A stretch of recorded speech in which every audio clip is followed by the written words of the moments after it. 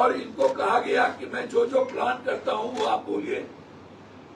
पप्पू यादव जी के अमुक आदमी का नाम लीजिए कि पटना में हमें मिले थे, नहीं तो जेल में बंद कर देंगे। गाली गलौज की गई।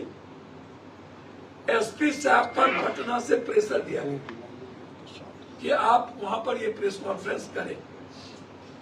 आज जब हम आए तब ये आए कि मेरे जान को खतरा है, फिर मुझे परेशान किया जा रहा है। मैं ना आपको जानता था। हम जेल से जब निकले, चिक्कू सिंह हमको जदयू ऑफिस में ले गए।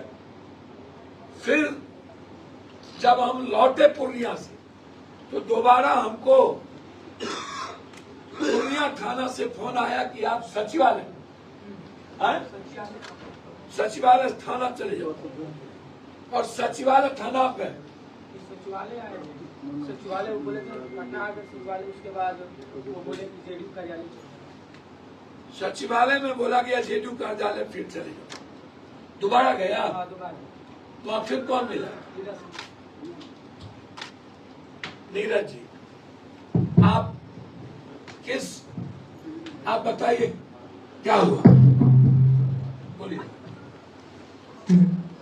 देखिए, कुछ दिन पहले मैंने दिसंबर में आदरणीय सांसद मोदी जी को धमकी तो मैं दिया था, लेकिन हम अपने समाज के बीच और पूरे देश के सामने में रखना चाहता हूं कि जो घटना हुआ सांसद महोदय की किसी के नेताओं का हाथ नहीं था, बल्कि ये प्रशासन और जेडीयू और आरजेडी का हाथ था।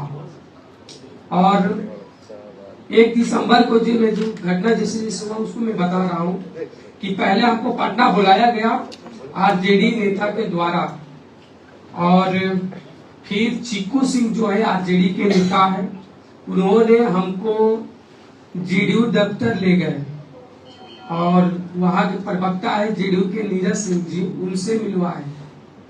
तो नीरज सिंह जी ने हमसे मिलके बोला कि काम करना है, तुम्हारा भविष्य भी बदल जाएगा।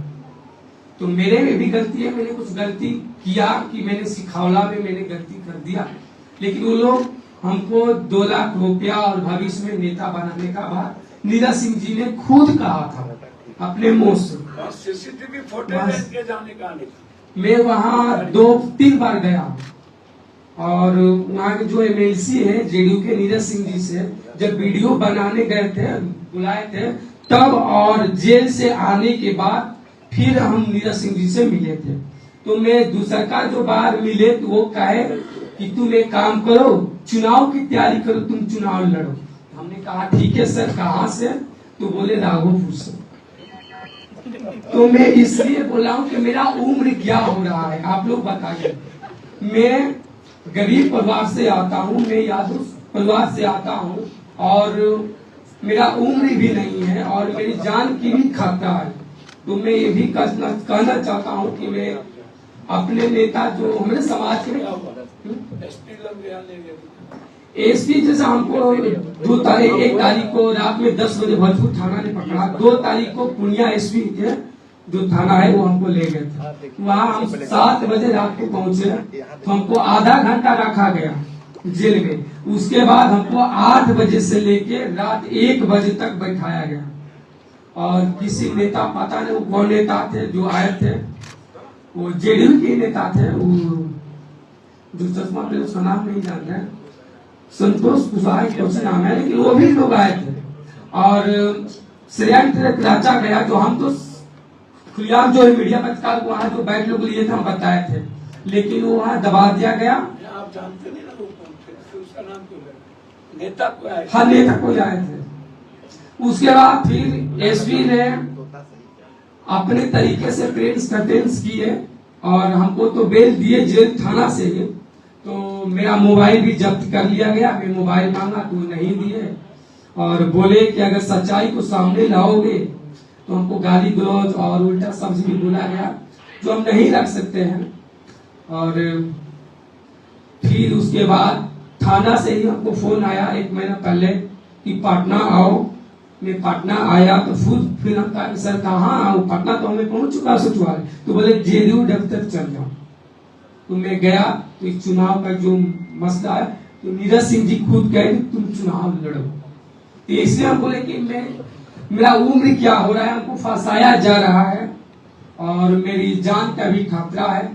तो मेरी सरकार से भी कहूंगा और सांसद जी से भी मैं कहा कि सांसद जी से भी माफी मांगा कि मैंने गलती किया, आप माफ कीजिए। और अपने समर्थकों से चाहे जो मेरा ही जाति के लोग जो हमको दबाव देते थे, गाली गलौज होता था, इसलिए मैं महसूस कर रहा था अपने आप को। तो इसलिए नीरज सिंह ने नहीं, बिल्कुल 2 लाख तो काम को नहीं, 2000 रुपए के जो चला था न्यूज में भी वही मिला है। और जो पैसा नीरज सिंह जी भी हमसे पूछे हैं कि पैसा मिल गया है, तो आरजेडी के नेता ने पैसा को रख लिया।